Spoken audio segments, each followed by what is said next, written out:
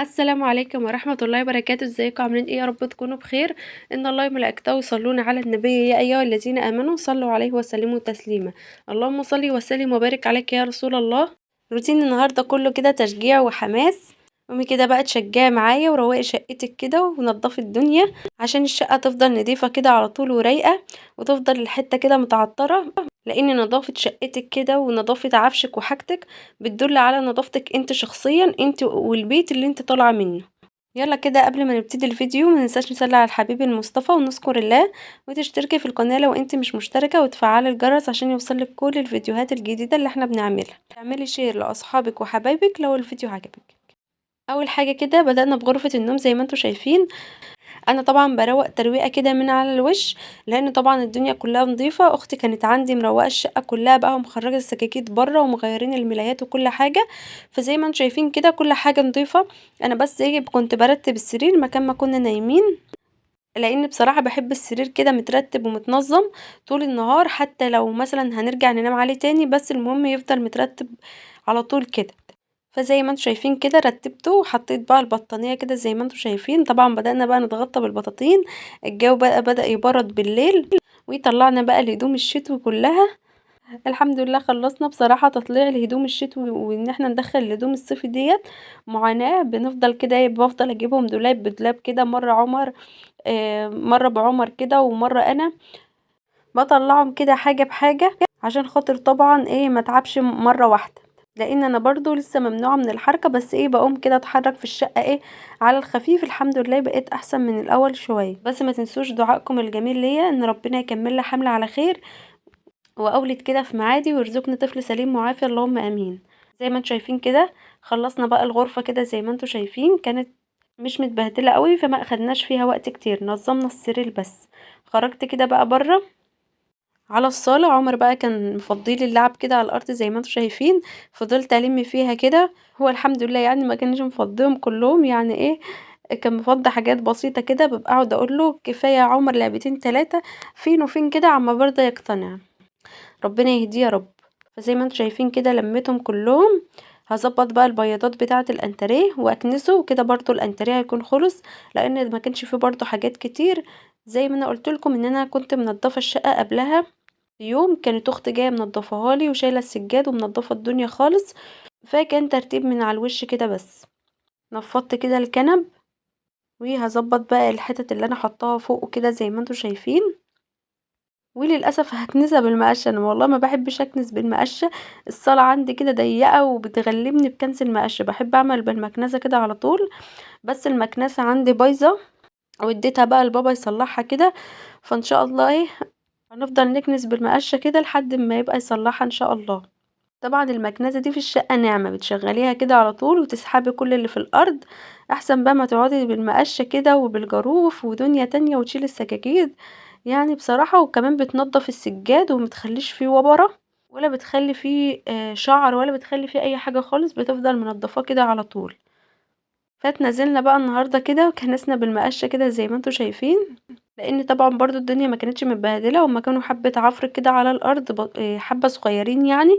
فقلت هكنسهم بالمقش عشان الحته تبقى رايقه كده ونظيفه. ونخش المطبخ بقى نشوف هنعمل اكل ايه. احنا هنعمل النهارده اكله بسيطه كده وسهله، بس بحب ان انا كده اخلص بقى من الشقه بره وبعد كده اخش المطبخ اشوف انا هعمل ايه. فزي ما انتم شايفين كده بقى كنستها كده كنسه حلوه كده محترمه. وعلى فكره برضو المقشه يعني بتنضف السجاد بس مش زي المكنسه. طبعا المكنسه بتشفط كل التراب اللي موجود، ولو في اي وبره كده في الارض بتشيله. قلت برضه اجيب من الركن اللي هناك ده، كان عمر موقع فيه تفاح، كان قاعد ياكل تفاح كده ورمى فيه تفاح.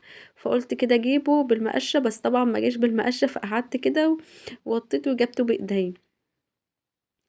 زي ما انتم شايفين كده بقى خلصنا الصلاة ودخلنا على غرفة الأطفال.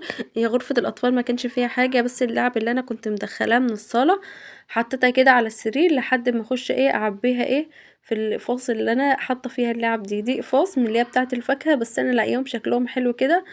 كانوا عندي كده محطوطين في المسقط، مسكتهم غسلتهم وحطيتهم كده في غرفة الأطفال، لميت فيهم اللعب كلها بتاعته. لكن هي زي ما انتم شايفين كده نضيفة خالص اهي، تخرج بس منها الكرسي وهرتب اللعب بس. وكده الغرفة هتبقى نضيفة. نروح بقى ايه نعطر الشقة كده ونشوف هنعمل ايه في المطبخ. جبنا هنا بقى كده المعطر وعطرنا بقى الشقة كده كلها علشان تفضل برضو ايه فيها ريحة انتعاش كده بقى، والشاشة شغالة على القرآن، وبقفل الانوار كده كلها واخش بقى مطبخي نشوف في ايه. بحب اعطر السراير كده واعطر الفرش، بيفضل فيه ريحة كده لفترة طويلة عن ما بترش كده في الجو. بس زي ما انتم شايفين كده الشقة بقت فلة كده. كده بقى بالنسبة لي الراحة النفسية ان الشقة كده تفضل نظيفة كده ورايقة ومتعطرة وشغال فيها القرآن. برضو المطبخ مفيش فيه حاجة زي ما انتم شايفين كده نضيف خالص. بس كنت مشغلة الغسالة، كان عندي غسيل وكان في الحوض الكوبايات بتاعة الفطار. هنعمل بقى النهاردة بطاطس كده، بس مش هعملها صينية، هعملها مكعبات كده في الحلة.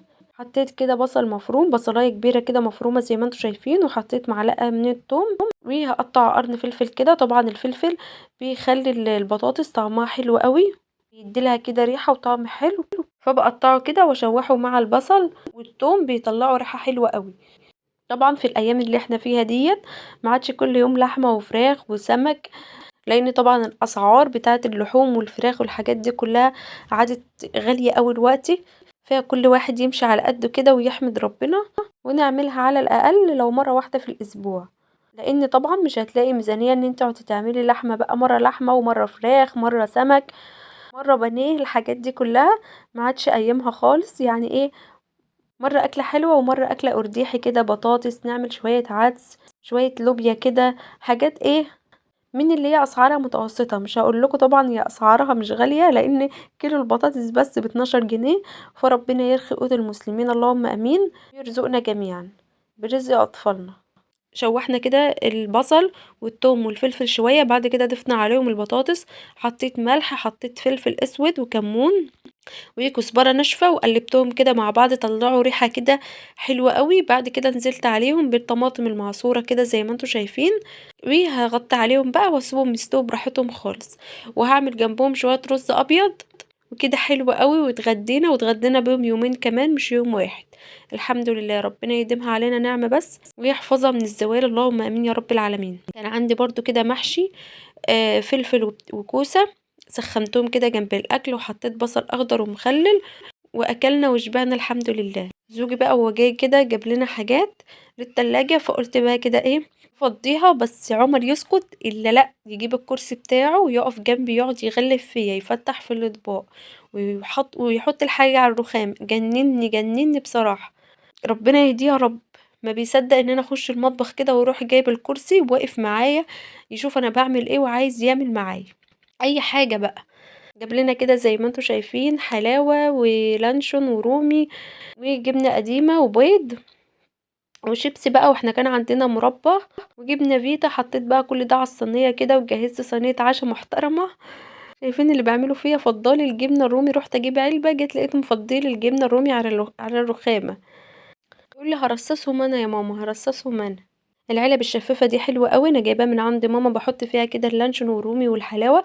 احسن حاجة فيها ان هي بتاخد الحاجة كده زي ما هي، ما بتحتاجيش ان انت تقطعيها مثلا عشان تحطيها في علب التلاجة اللي هي المدورة. بحطها كده بحالها وبيفضلوا فوق بعض كده في التلاجة، ما بياخدوش مساحة كبيرة. فضيت برضو الجبنة دي كده زي ما انتم شايفين، دي جبنة حادقة او جبنة قديمة حسب ما انت بتقولي عليها. الجبنة الرومي دي بقى جبنة طازة بصراحة تحفة، بجيبها كده من عند شخص معين عندنا في البلد، بصراحة تحفة. ما بعرفش انا اكل اي جبنة رومي كده، ليا مكان معين. كمان انا بحب كده افضل المربى على قد ما احنا هناكل في عبوة من عبوات التلاجة الصغيرة، عشان كده لو اتبقى حاجة مننا ما كنش حطاها بقى في طبق كده وبتنشف في التلاجة وبتبقى مش حلوة خالص، بتبقى عايزة بقى تترمى. فحرام ان احنا نرمي اي حاجة في الايام اللي احنا فيها دي. شايفين كده فضيت كل حاجة كده زي ما انتوا شايفين. كان عندي برضو جبنة فيتا كده في التلاجة، بس طبعا ايه كانت العلبة دي مليانة، فبدأت ان هي ايه تنقص كده، فقلت هعبيها في علبة اصغر عشان ايه ما تاخدش مساحة كبيرة في التلاجة، وعشان خاطر نعرف ناكل منها. شايفين الاستاذ عمر فضل واقف لي كده من ساعة ما بدأت افضي الحاجة لحد ما خلصت خالص، ويا ريت واقف ساكت، واقف بقى يشد في دي شوية ويعمل في دي شوية. يا ابني روح بره، يا حبيبي روح بره، مفيش فايدة. حطيت كل حاجة كده على الصينية زي ما انتوا شايفين، وفضيت كده برضو شوية من الشيبسي، في طبق كده، وقطعت طماطم وخيار، وبرده حطيت شوية فاكهة كده عشان بعد العشاء كده ما اقعدش بقى اقوم واقعد، يبقى كل حاجة جاهزة جنبنا كده. وكده صينية العشاء بتاعتنا خلصت. عملنا معاكم النهارده الغدا، وكمان جهزنا معاكم العشاء، يعني يوم كده من الصبح بالليل.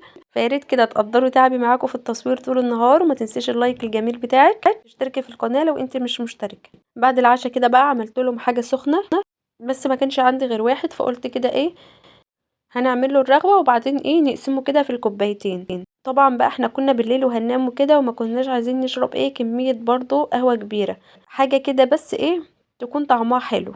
فزي ما انتوا شايفين فضيت الكيس النسكافيه بلاك كده في الكوبايه، وحطيت معلقتين من السكر، وبضيف نقطه ميه صغيره، ما تكتريش، يعني ممكن معلقه ميه، وبقلبهم كده مع بعض. وبجيب بقى الشاليمو بتاع العصير، وبقطعه كده من تحت زي ما انتوا شايفين، بقطعه كده ل3 بالمقص، وببدأ ان انا اتنيهم كده يبقوا عاملين زي المروحه كده. وابدأ بقى ان انا احطهم في الكوبايه، واقلب بايدي كده، بيعمل لي رغوه تحفه.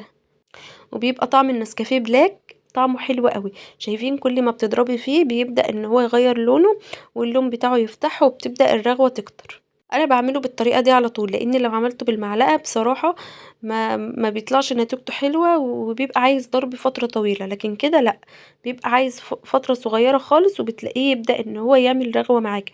وكل ما هتضربي فيه اكتر كل ما هيعمل معاكي طبعا رغوة كتير، لكن احنا بنستكفى برغوة بسيطة، يعني ما بنحبش برضو الرغوة تكون كبيرة قوي. اخدت بقى في الكوبايه التانية كده معلقتين، وهبدأ بقى ان انا برضو اضيف لهم كل واحد كده معلقه سكر، لان حسيت ان السكر بتاعهم قليل، وضفت لهم اللبن كده، وكان طعمهم تحفه، والرغوه بتاعتهم بتبقى حلوه قوي. يعني كيس نسكافيه عمل لك كوبايتين برغوه ممتازه. يعني انا كمان اللي زهقت وما ما فضلتش اضرب فيه، لو انت عايزه تضربي فيه كمان هيطلع لك رغوه حلوه قوي، تقدري ان انت كمان تعملي منها بدل الكوبايتين 3. وعلى فكرة الطعم بتاعه برضو بيبقى حلو قوي، لانها هي بصراحة النسكافيه بلاك ديت مركز، وبيبقى طعمه جميل قوي، اقل حاجة منه بتعمل طعم. زي ما انتوا شايفين كده، شايفين الرغوة بتاعته ما شاء الله عاملة ازاي، تحفة. كده خلاص الفيديو بتاعنا يكون خلص، متنسوش اللايك. سلام.